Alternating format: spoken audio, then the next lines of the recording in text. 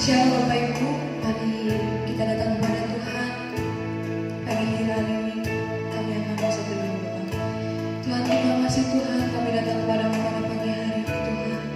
Kami mengucap syukur, terima kasih Tuhan atas berkat-Mu sepanjang hari ini Tuhan. Kami akan beribadah Tuhan, kami akan memuji nama-Mu Tuhan. Biarlah Tuhan yang melawat kami Tuhan dengan sedemikian rupa Tuhan.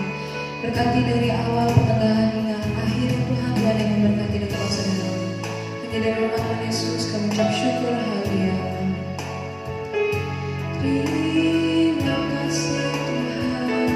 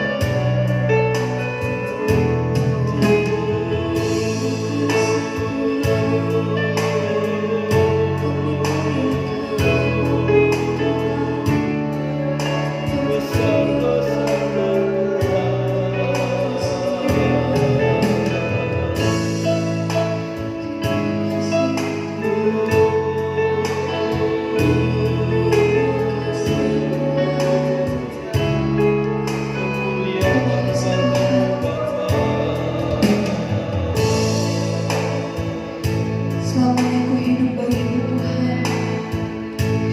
Kami akan mendengarkan bagian firman-Mu Tuhan. Yesus Tuhan kebenaran. Terima kasih Tuhan.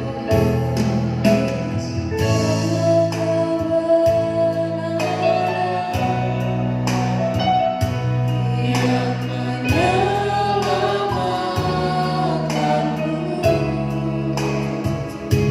Kau memberikanku hidup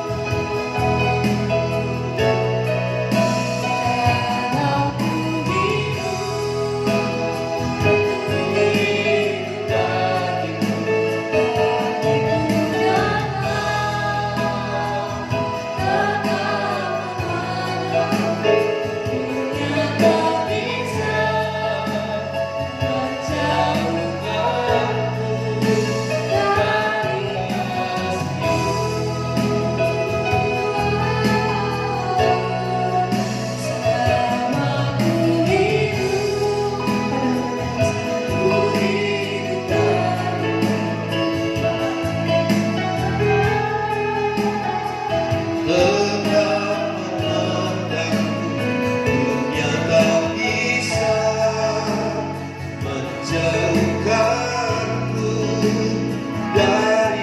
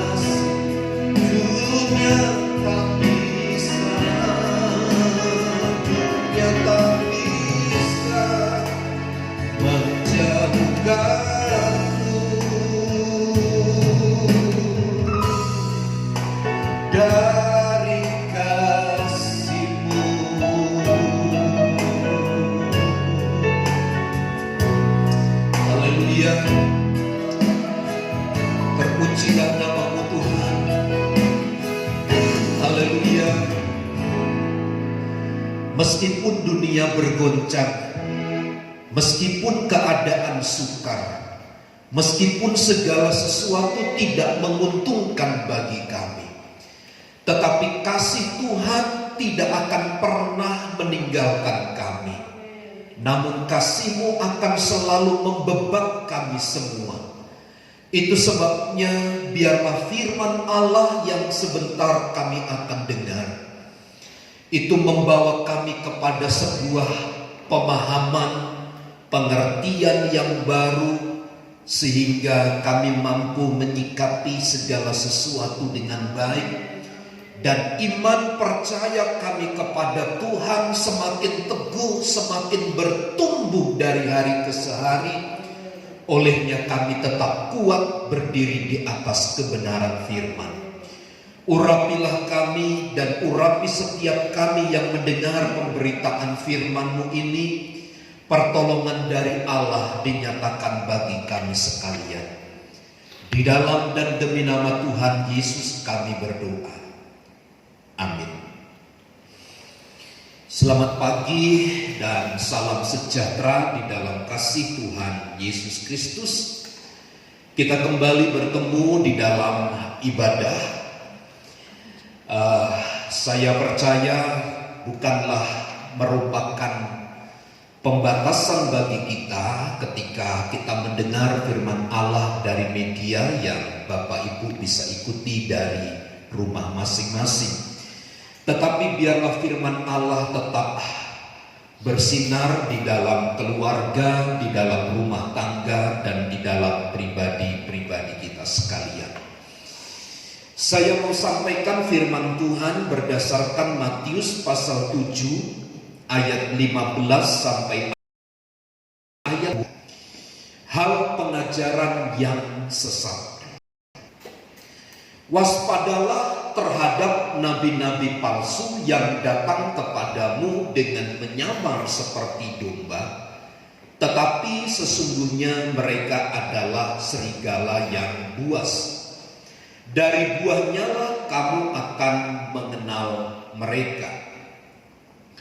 Dapatkah orang memetik buah anggur dari semak duri atau buah ara dari rumput duri? Demikianlah setiap pohon yang baik menghasilkan buah yang baik, sedang pohon yang tidak baik menghasilkan buah yang tidak baik. Tidak mungkin pohon yang baik itu menghasilkan buah yang tidak baik, ataupun pohon yang tidak baik itu menghasilkan buah yang baik. Dan setiap pohon yang tidak menghasilkan buah baik pasti ditebang dan dibuang ke dalam api. Jadi dari buahnya lah kamu akan mengenal mereka. Bukan setiap orang yang berseru kepadaku Tuhan, Tuhan akan masuk ke dalam kerajaan sorga, melainkan dia yang melakukan kehendak Bapakku yang di sorga. Pada hari terakhir banyak orang akan berseru kepadaku, Tuhan, Tuhan, bukankah kami bernubuat demi namamu dan mengusir setan demi namamu dan mengadakan banyak mujizat demi namamu juga? Pada waktu itulah aku akan berterus terang kepada mereka dan berkata, aku tidak pernah mengenal kamu. Enyahlah daripadaku, kamu sekalian pembuat kejahatan. Kalau kita membaca keseluruhan ayat ini dan mencermatinya dengan baik, ada perilaku yang ditunjukkan oleh pengajar-pengajar yang tidak bertanggung jawab.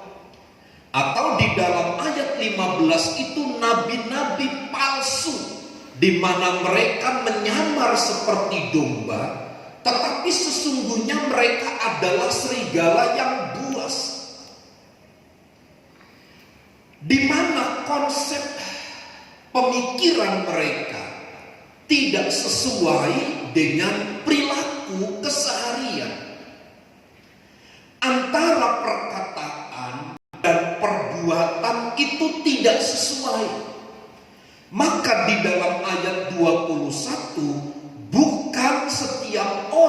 yang berseru kepadaku, Tuhan, Tuhan. Ini adalah contoh orang hanya berkata-kata. Bukan hanya sekedar orang bisa menyampaikan. Ada banyak orang bisa mengajar, bisa memberikan materi dengan baik. Sampai mungkin siswa, mahasiswa atau murid bisa puas karena mendapatkan jawaban-jawaban yang pasti, yang sahih adanya. Tetapi kalau tidak dibarengi dengan sikap perilaku yang sama, maka ini dimaksud di dalam ayat 15, mereka adalah termasuk di dalam golongan nabi-nabi palsu, atau yang disebut dalam ayat 21 sebagai seseorang yang hanya berkata Tuhan, Tuhan, akan masuk ke dalam kerajaan sorga. Tetapi bukan hanya orang yang berkata-kata, orang yang berseru-seru yang masuk dalam kerajaan sorga, tetapi mereka yang melakukan kehendak Bapakku yang di sorga. Kalau kita belajar di dalam dunia maya hari-hari ini, kita terlalu banyak disodorkan tentang peristiwa-peristiwa, tentang nilai-nilai yang ditabur. Tetapi ketika kita mau lebih dalam mengkonfirmasi bukti dari apa yang disampaikan itu, kemudian kita tidak dapati data yang tepat. Itu sebabnya ada banyak orang hanya bisa berkata-kata. Menurut Matius 7 ini, ayat 15 sampai ayat 23. Tetapi ketika seseorang ingin memperdalami, melihat jauh ke dalam tentang sebuah sikap perilaku, tidak kelihatan seperti apa yang telah disampaikan. Sebenarnya ayat ini tidak hanya sekedar mengajar atau sedang menghardik, sedang memberikan pandangan masukan kepada orang-orang Farisi, tetapi juga kepada semua orang. Orang Farisi itu terkenal munafik. Mereka tahu persis secara terperinci ayat-ayat Alkitab, mengerti titik komanya, tetapi tidak dibarengi dengan perbuatan yang sama. Atau mungkin saya coba mengambil istilah yang terambil di dalam kitab Amsal pasal yang ke-27. Ini yang menceritakan kondisi kehidupan yang tercatat sesuai dengan Matius pasal 7 ayat 15 sampai ayat yang ke-23. Amsal 27 ayat yang ke-7. Orang yang kenyang menginjak-injak madu, tetapi bagi orang yang lapar segala yang pahit dirasakan manis. Kita disodorkan tentang sebuah keadaan keterpaksaan. Kalau saya ambil Amsal 27 ayat 7 ini, tetapi bagi orang yang lapar segala yang pahit dirasakan manis. Bagi orang yang lapar, apa yang ada di hadapan itu semua akan dimakan gitu, dikonsumsi. Supaya apa? Menghilangkan rasa lapar. Contoh kasus, ada banyak di media kita dapati begini. Orang membunuh, orang mencuri, orang merampok karena rasa lapar. Ketika ditanya apa yang menjadi motif, alasan dasarnya adalah karena takut mengalami lapar. Sehingga rasa lapar itu mendorong seseorang untuk bertindak melakukan segala hal meskipun itu bertolak belakang dengan kebenaran. Orang menghalalkan segala cara untuk memuaskan rasa lapar dan rasa haus. Itu sebabnya bagi orang yang lapar segala yang pahit dirasakan manis. Konteks Matius pasal yang ke-7 ayat 15 sampai ayat 23 mungkin adalah bisa demikian.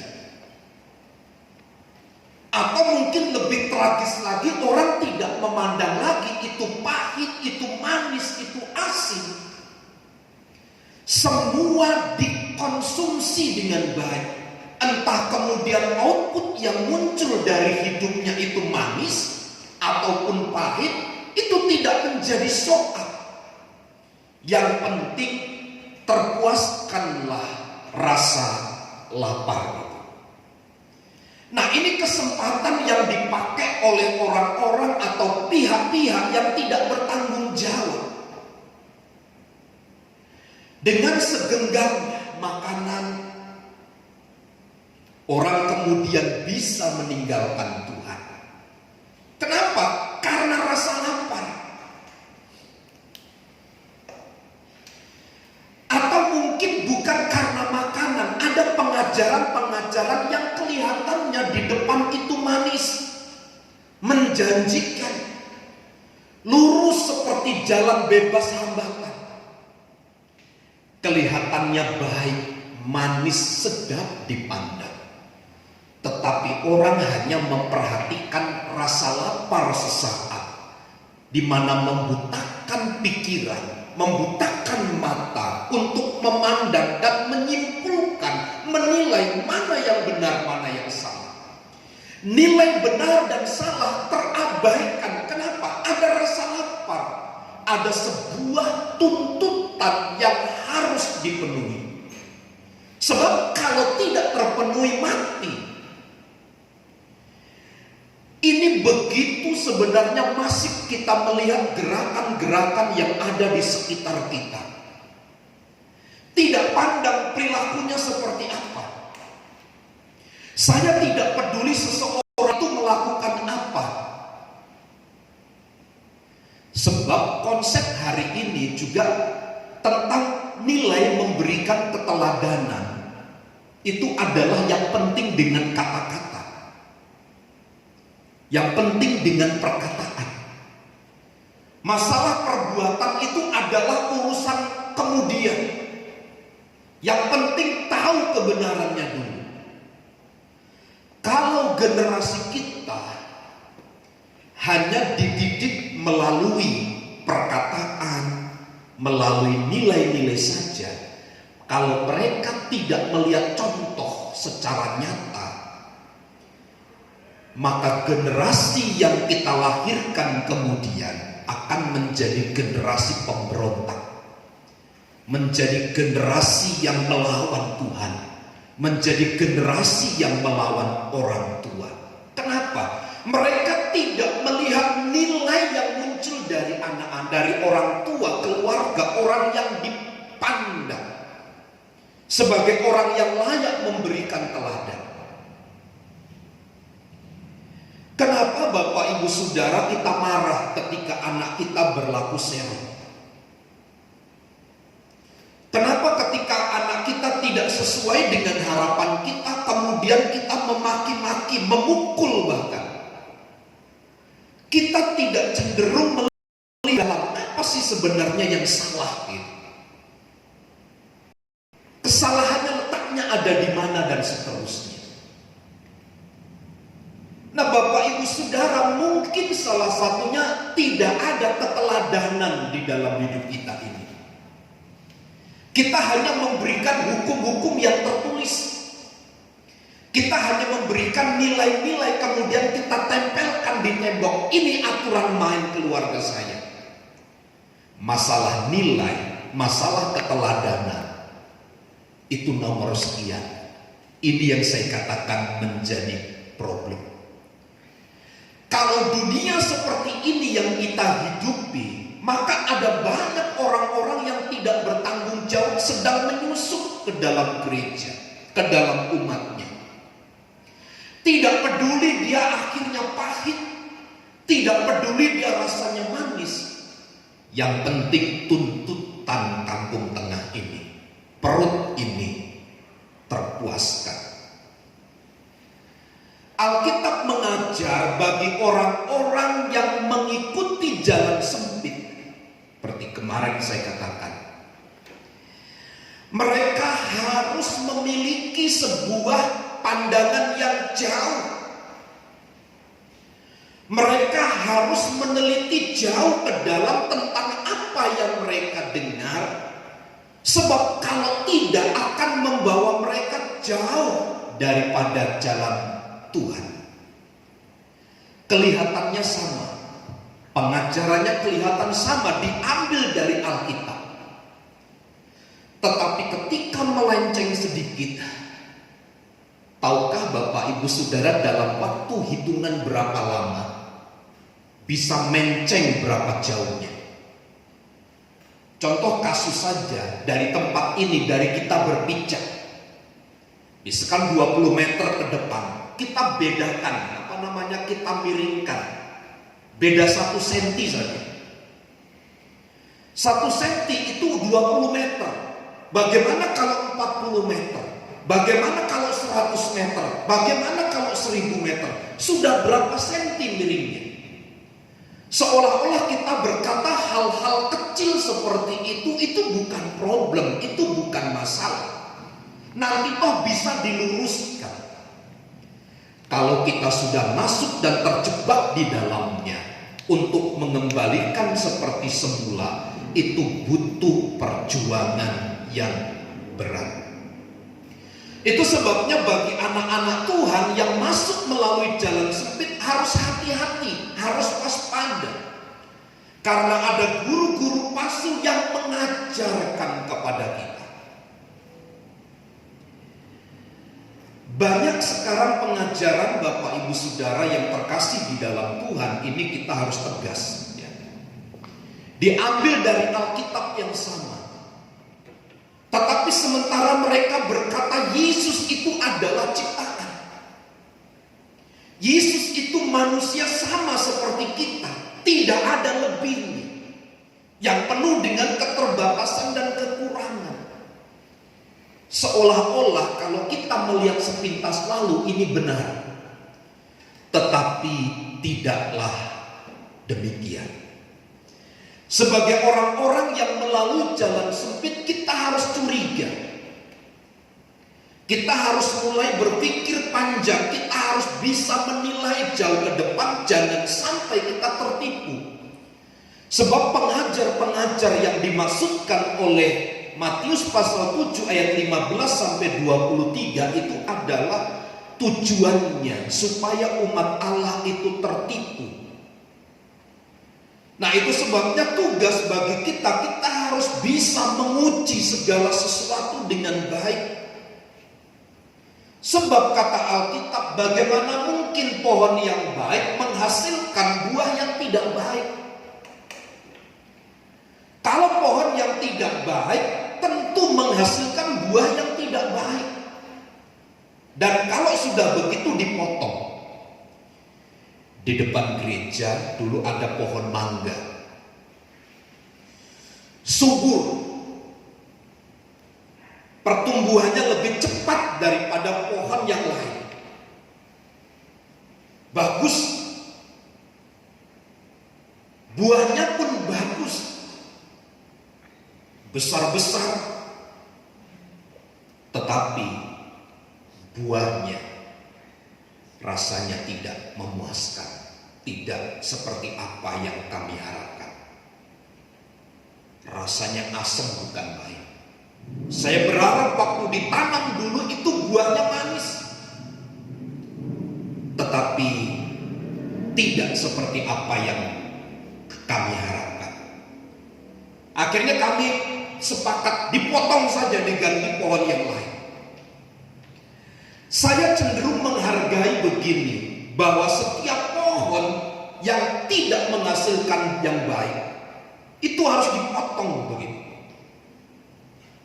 Supaya apa? Karena tidak ada gunanya lagi. Kalau sudah begitu akan dibuang oleh orang begitu. Tidak berguna lagi. Nah, hati-hati terhadap pengajar-pengajar yang sesat. Dan Tuhan Yesus mengingatkan kepada umat-umatnya, hati-hati terhadap penyesatan-penyesatan yang demikian, agar mereka yang hidup menurut jalan Allah dapat menguji para pengajar-pengajar itu. Tentu menguji pengajar-pengajar itu harus dimulai dari pemahaman yang komprehensif dulu dari kita sebagai jemaat, sebagai umat Allah. Kita harus lebih banyak belajar dari firman Allah dengan baik. Baru kita bisa menguji benar atau tidak. Tetapi kita bisa menguji secara sepintas lalu, melihat apa yang terjadi. Sebab Matius pasal 7 ayat 15 sampai 23. Dari buahnya lah kamu akan mengenal mereka. Bukan dari perkataan. Sebab hari ini kita tertipu, Bapak Ibu Saudara, kalau orang melihat kata-katanya tersusun dengan rapi. Kalau kata-katanya tersusun dengan baik, seperti seorang berpuisi kata-katanya begitu. Kalau kita mendengar kata-katanya baik, meneduhkan, menyenangkan, kita tertipu dengan kata-kata manis. Kita mudah tertipu dengan kata-kata yang kelihatannya menyenangkan telinga. Tetapi kita menutup diri, menutup mata, menutup telinga terhadap perilaku yang muncul dari kata-kata yang manis yang tidak diimbangi dengan perilaku yang benar itu. Maka tugas kita sebagai gereja Tuhan, sebagai anak-anak Tuhan, menghadapi pengajar-pengajar yang sesat itu, Tuhan minta kepada kita agar kita mengujinya. Caranya menguji adalah lihat, perhatikanlah, ketahuilah bagaimana watak mereka. Apakah mereka seorang yang tunduk kepada firman Allah? Apakah mereka seorang yang betul-betul mengabdi kepada Allah? Apakah mereka seorang yang betul-betul mengandalkan Roh Kudus hidupnya? Apakah mereka mengasihi orang-orang berdosa? Apakah mereka tinggal di dalam kebenaran? Apakah mereka benci kepada kefasikan? Atau sebaliknya, mereka mencintai dosa? Ini harus menjadi batu ujian bagi kita bersama. Perhatikanlah watak mereka. Lihat perbuatan mereka. Sebab hari ini Bapak Ibu Saudara, orang lebih cenderung kepada karisma. Karismanya begitu baik, seolah-olah itu menutup segala sesuatu. Tapi kita tidak melihat bagaimana karakternya,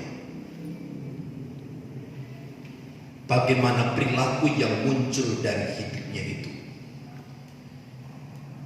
Cara menguji yang kedua untuk melihat pengajar-pengajar yang sesat adalah perhatikan bagaimana motivasinya. Untuk melihat motivasi itu berkaitan erat dengan perjalanan akhir hidup seseorang. Kita bisa baca kemudian, kalau orang pacaran, ini si Kris sama si Ika, saudara Philip sama si ini, itu kalau ngomong baik ya. Pernah bilang matamu gitu, nggak pernah kan? Sayang, cantik, ganteng, gitu kan? Ngomongnya yang manis-manis, ngomongnya yang aduhai, gitu, yang menyenangkan telinga. Tapi perhatikan motivasinya. Dia ngomong sayang, ngomong cantik, itu hanya sekedar kata-kata gombal atau benar. Itu bisa diuji. Bisa diuji oleh waktu nanti. Apakah kata-kata waktu pacaran itu betul-betul kata-kata yang keluar dari dasar hati, ataukah ada udang di balik batu? Bukan berarti saya katakan tidak boleh berkata manis. Tapi apa motivasinya? Kita perlu ketahui dengan baik. Sebab seseorang yang memiliki motivasi benar itu bisa menghormati. Kalau dia pengajar firman Allah, dia menghormati Kristus. Kalau dia memiliki motivasi yang benar, akan hidup di dalam kekudusan, bukan tinggal di dalam kecemaran. Dia akan memberitakan Injil kebenaran, bukan yang diberitakan berita-berita isapan jempol, berita-berita yang menghebohkan, bukan berita-berita yang menyenangkan telinga. Bukan berita-berita nilai-nilai yang diambil dari dunia, tidak. Ini terkait dengan motivasi. Motivasinya apa gitu? Saya harap para wanita jangan dengar gombalan pria. Dibilang cantik, manis gitu. Bilang aja gula kali gitu. Maksud saya adalah perhatikan, lihat motivasinya. Jangan karena dibilang aku cantik gitu, langsung hilang kewarasan kita. Akal sehat kita langsung buyar. Kenapa? Tertutupi oleh rasa, oh iya ya saya cantik, saya manis gitu. Kalau sudah begitu hilang semua. Kita tidak bisa menilai ada motivasi apa di balik itu. Bukan berarti kita diajar untuk suujon, bukan begitu ya. Ujon itu maksudnya apa? Memprediksi yang tidak baik terlebih dahulu, bukan. Tetapi ini kaitannya adalah untuk jenjang kedewasaan kehidupan berikutnya. Dan kalau terkait dengan pengajaran, ini yang akan merusak tatanan hidup kekristenan kita. Dulu menjadi Kristen kita mudah mengampuni, kita mudah mengasihi, kita melayani dan seterusnya. Tapi sekarang kalau motivasinya berbeda, tujuannya adalah bagaimana mendapatkan keuntungan sebesar-besarnya. Memberi itu sesuatu yang tidak masuk akal, tetapi menerima itu adalah bagian yang harus menjadi milik kita. Ini bahayanya. Kemudian kita juga harus bisa menguji pengajar-pengajar sesat itu dari buah dalam pemberitaan yang disampaikan. Itu sebabnya kita mengenal kata integritas. Antara perkataan dan perbuatan itu satu. Kalau di dalam pengajarannya A, maka perilakunya harus A. Jangan nanti kemudian berkata D ketika dikonfirmasi, oh situasinya beda dengan apa yang saya sampaikan pada waktu itu. Teologi kan berkembang sesuai dengan konteksnya. Dulu boleh A, tapi sekarang berubah jadi D. Untuk kebenaran, kita tidak boleh menerapkan prinsip ganda yang seperti itu. A katakan A, selebih dari itu datang dari si jahat, si iblis gitu. Jadi dari buahnya lah kita akan melihat. Jadi ketika seseorang hanya bisa berkata-kata, menyampaikan dengan baik, tidak dibarengi dengan buah dari apa yang disampaikan dalam pelayanan itu, maka itu sesungguhnya bukan sesuatu yang patut kita teladani.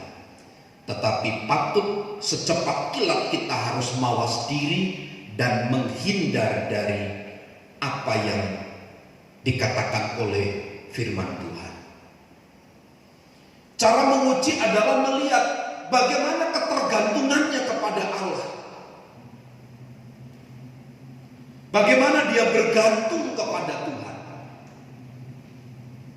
Bukan setiap hari ketika kesenggol bilang dalam nama Yesus. Bukan ketika ada petir tiba-tiba refleks seperti orang latah gitu.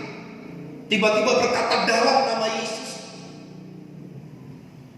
Ketika lampu mati refleks berkata dalam nama Yesus. Bukan itu menunjukkan ketergantungan kepada Allah. Bagaimana seseorang melihat situasi, merespon situasi, menempatkan itu sebagai sarana Tuhan untuk menunjukkan karya kebesarannya, di mana kita hanya berharap sepenuhnya kepada Tuhan.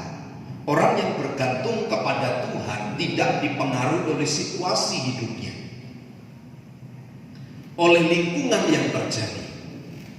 Kalau seseorang hidupnya yang bergantung kepada Tuhan itu hidupnya dipengaruhi oleh situasi, itu sama saja binatang bunglon. Bunglon itu di tempat hijau warnanya akan menjadi hijau. Dia di tempat abu-abu akan berubah menjadi abu-abu. Di tempat merah warnanya akan berubah jadi merah. Ada yang belum tahu bunglon? Di depan itu banyak. Di pohon-pohon seri itu banyak. Perhatikan saja, taruh di tempat warna apa, dia akan menyerupai warna yang kita taruh kepadanya. Itu bukan bergantung kepada Tuhan, tetapi bergantung kepada Tuhan itu adalah begini, meskipun warnanya merah di depan, tapi kita akan tetap memiliki ciri khas yang berbeda. Kita tetap putih. Kalau di depan hitam, sementara kita yang mengikut Kristus itu warnanya putih, kita tidak akan bercampur dengan yang hitam itu. Tapi kita tetap putih. Justru yang hitam itu akan menunjukkan kualitas keputihan hidup kita ini. Warna putih hidup kita ini. Ketika ada di merah, warna kita tetap cemerlang memancarkan warna putihnya. Tidak terkontaminasi oleh pengaruh-pengaruh yang muncul di sekitar kita. Ini adalah sebuah ajaran di mana Tuhan mendidik umatnya untuk menilai zaman ini dan menempatkannya secara komprehensif sesuai dengan kebenaran. Banyak pengajar-pengajar yang sedang menyusup dalam gereja. Waspada, hati-hatilah, perhatikanlah bagaimana wataknya. Perhatikanlah bagaimana motifnya. Perhatikanlah buah kehidupan dari pengajaran itu. Lihat apakah dia bergantung sepenuhnya kepada Tuhan. Paling tidak catatan ini menjadi penting untuk kita perhatikan dalam menilai dan merespon segala sesuatu yang muncul di sekitar kita. Tuhan Yesus memberkati. Mari kita berdoa. Allahku yang mengaruniakan segala kehidupan yang baik kepada kami, yang telah mengajar, mendidik kami di dalam kebenaran firman, yang adalah kehidupan yang sesungguhnya. Sebab tanpa Engkau kami tidak bisa berbuat apa-apa.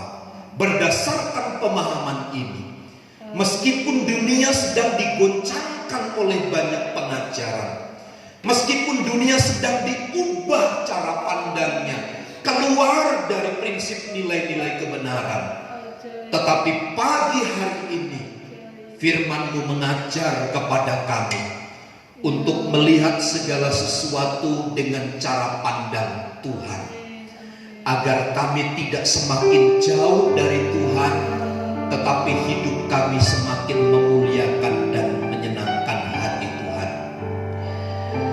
Kami percaya bahwa Engkau Allah yang ada di tengah-tengah kami,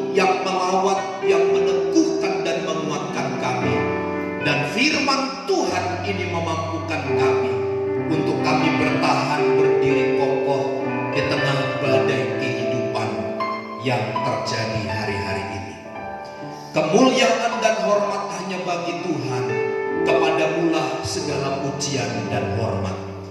Di dalam dan demi nama Tuhan Yesus kami berdoa, menyerahkan bangsa kami ke dalam tangan Tuhan.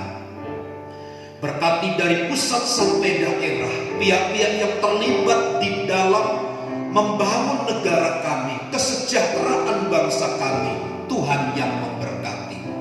Berkati tetangga kanan kiri kami, dari Bapak RT, Bapak RW, warga kami, Tuhan yang memberkati mereka. Di tengah-tengah wabah virus corona yang mewabah di sekitar kami mempercayai perlindungan, proteksi dari Allah menyertai kami. Dan berikan kepada kami hikmat Tuhan untuk kami dapat menjaga diri kami dengan baik. Berkati sidang jemaat Tuhan yang sakit dalam nama Yesus. Mereka yang lemah Tuhan kuatkan dan teguhkan, pulihkan sebagaimana Allah mengangkat dan memulihkan kami hari ini. Di dalam nama Tuhan Yesus kami berdoa. Mari saudaraku, angkat tanganmu dan terimalah berkat Tuhan. Tuhan memberkati dan melindungi engkau. Tuhan menyinari engkau dengan wajahnya dan memberi engkau kasih karunia. Tuhan menghadapkan wajahnya kepadamu dan memberi engkau damai sejahtera. Kiranya kasih karunia Tuhan Yesus Kristus dan kasih Allah serta persekutuan Roh Kudus menyertai kita sekalian saat ini dan sampai selama-lamanya. Di dalam nama Tuhan Yesus kami terima segala berkat firman-Mu. Sama-sama kita berkata, amin. Bapa, terima kasih. Bapa, terima kasih. Bapa, terima kasih.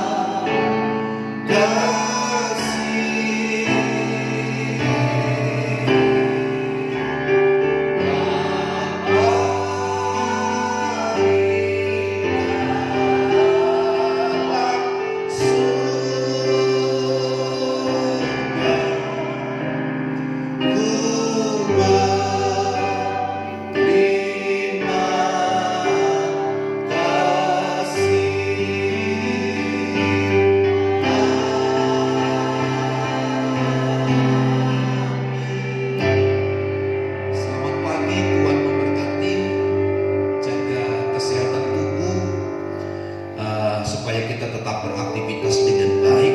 Bantu dalam doa agar tanggal 22 minggu depan kita bisa ibadah tatap muka, tentu dengan prokes ya, supaya kita dapat beribadah bersama-sama, saling membangun satu dengan yang lain sesama tubuh Kristus. Salam sehat, Tuhan memberkati.